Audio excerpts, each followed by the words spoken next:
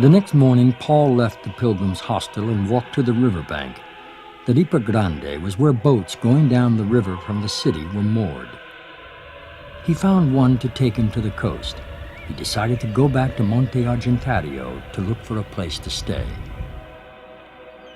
The priest at one of the fishing villages at the bottom of the mountain showed Paul an abandoned hermitage where he was joined by his brother John Baptist. Their days were spent in prayer and reading the Bible.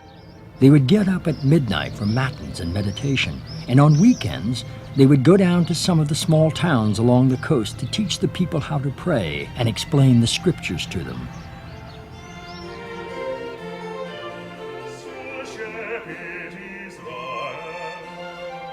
In 1725, Pope Benedict XIII invited pilgrims to Rome for the Holy Year. Paul and John Baptist arrived armed with letters of recommendation from a bishop they had met in the south of Italy.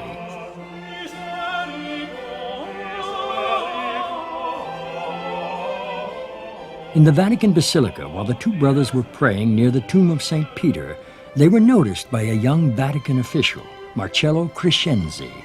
Crescenzi belonged to a reforming group in the church. Through his boss, he arranged for Paul and John Baptist to meet the Pope.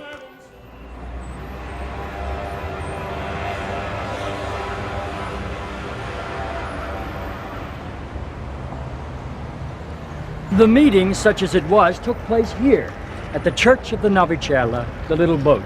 The Pope was coming here to inspect some interior restoration, and the brothers were told if they waited there on the porch, they'd be presented to him on his way in.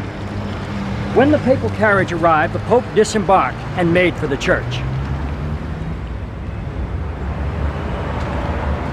As he passed by, Paul and his brother fell to their knees, and Paul said, "Holy Father, we wish to gather together a community to live and preach the gospel." Well, the Pope simply gave his blessing on what Paul intended to do and continued on into the church. Can you imagine such a papal confrontation today? Some would say Paul was obviously naive, but in fact, Paul was simply innocent.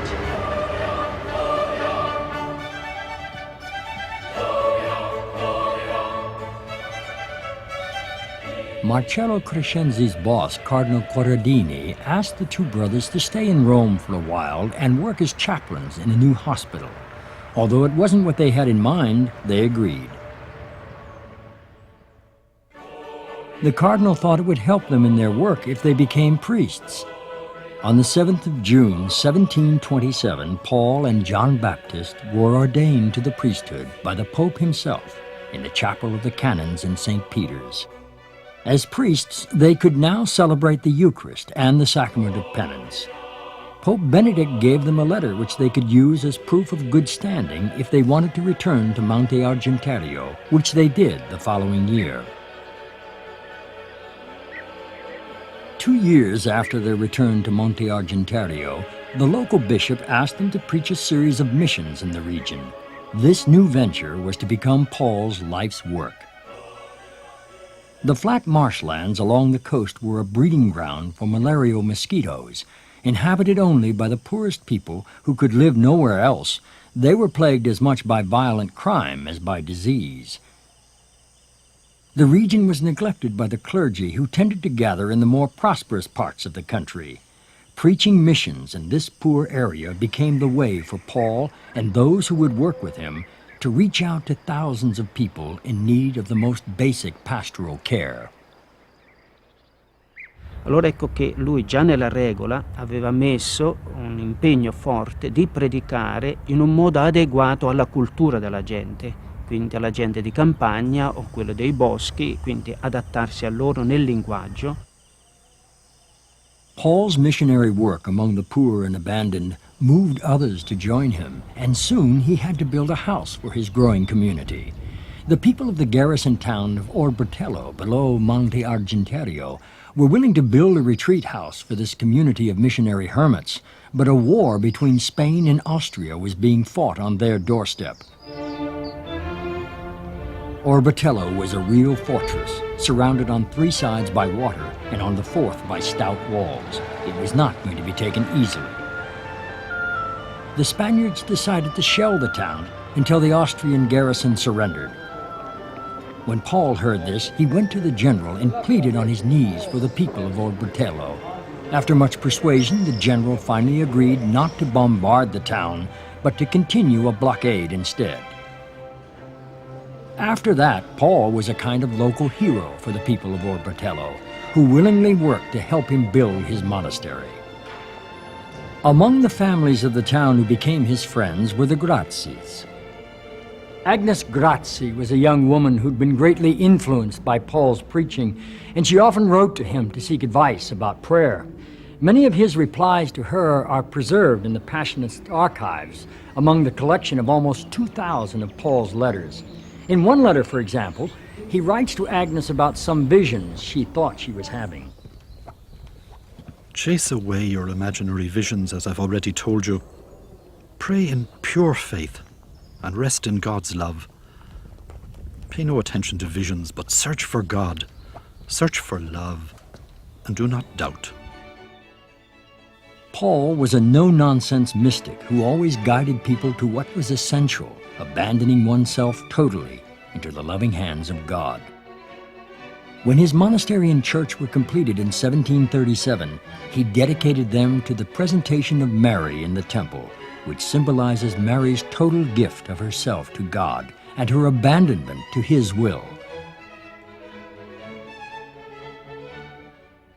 But Paul still needed to have the rule of the congregation approved. A new pope was in Peter's chair, Benedict XIV, who proved to be one of Paul's greatest supporters. Within 9 months, and ignoring Vatican procedures, Benedict XIV gave approval to the rule of Paul's community, now to be known as the Congregation of the Passion of Jesus Christ, or simply the Passionists. Paul and his companions were now able to publicly take their vows of poverty, chastity, and obedience, and the special vow Paul had taken 21 years earlier in St. Mary Major's to promote the living memory of the Passion of Jesus.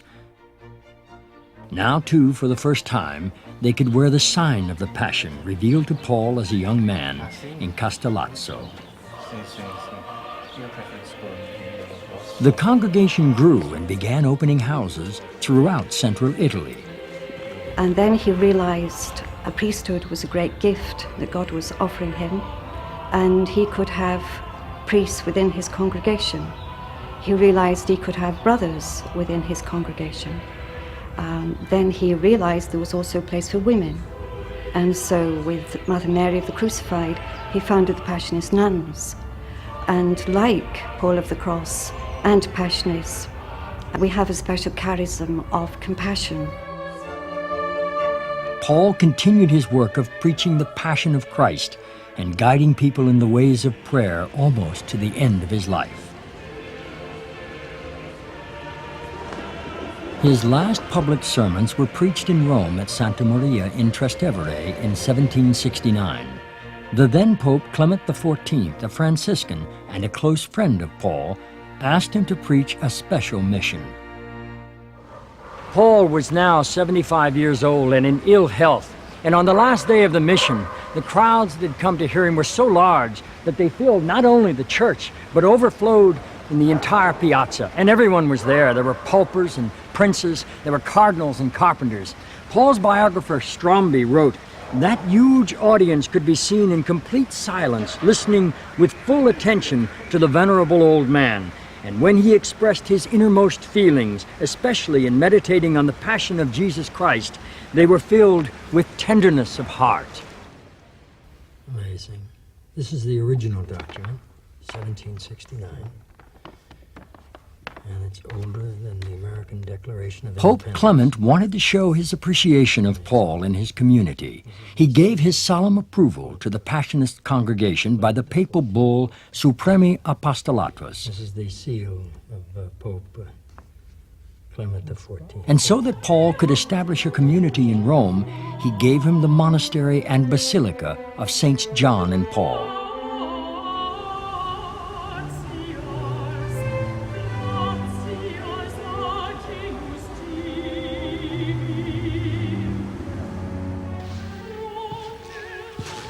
Paul spent the last 2 years of his life at the retreat of Saints John and Paul, And this was his room.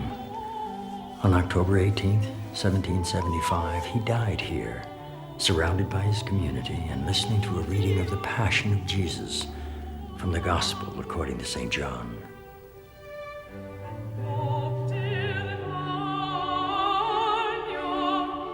St. Paul of the Cross, I think, left us an enduring legacy on his deathbed, the same as Jesus left to the disciples, that by your love will all people know that you are my followers. So this little community of the poor of Jesus was to have an enduring characteristic of love for one another.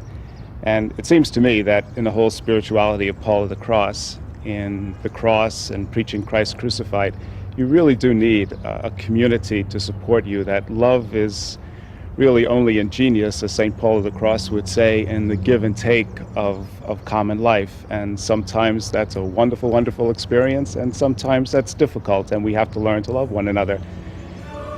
My sense is that Paul of the Cross had a strong conviction that the gospel can only really be lived out in relationship. So I don't know how we could preach a message of Christ crucified without living as brothers in common.